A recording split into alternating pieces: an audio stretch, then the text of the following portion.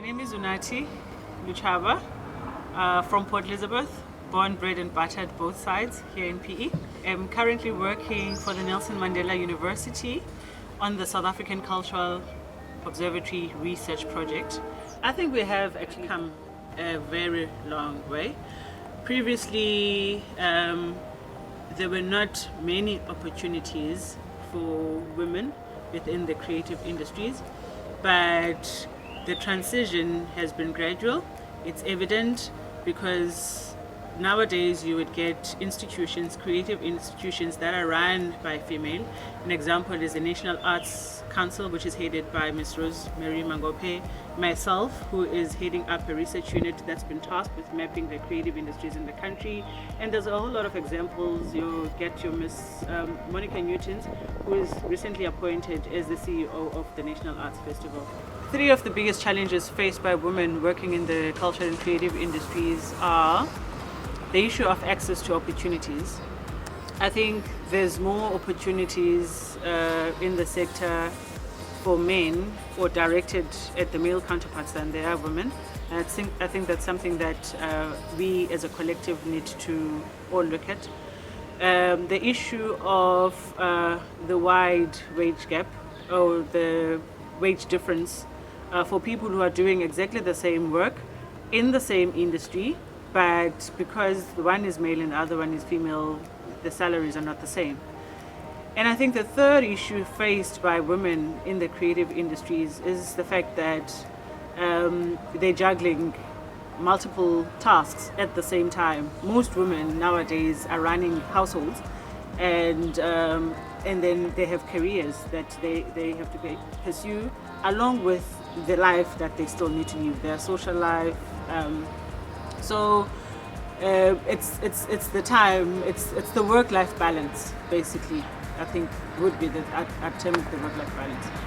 Some of the things that I think the sector can actually do to address those problems. One, I think there's unity in numbers. So part of what needs to happen is the sector needs to speak as a collective, especially where there are issues which affect women negatively in the sector. We all need to come together united, both men and women, to address some of these issues.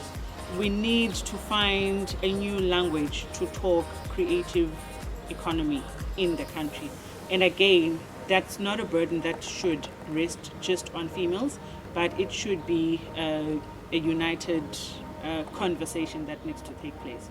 The third thing, I think, on the government side or policymakers side needs to happen to address these things is we need to have policies and strategies in place that speaks to or that are in alignment with what we want to achieve. Because if we're going to have a gender that is not happy at work, then it means we are not going to have a productive and a happy creative sector that sets out to do what it's supposed to serve in our lives.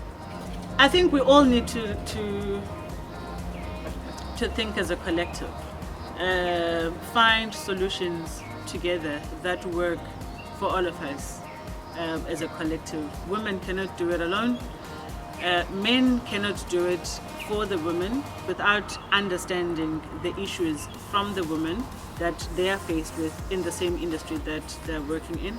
So we need to come together as a collective voice.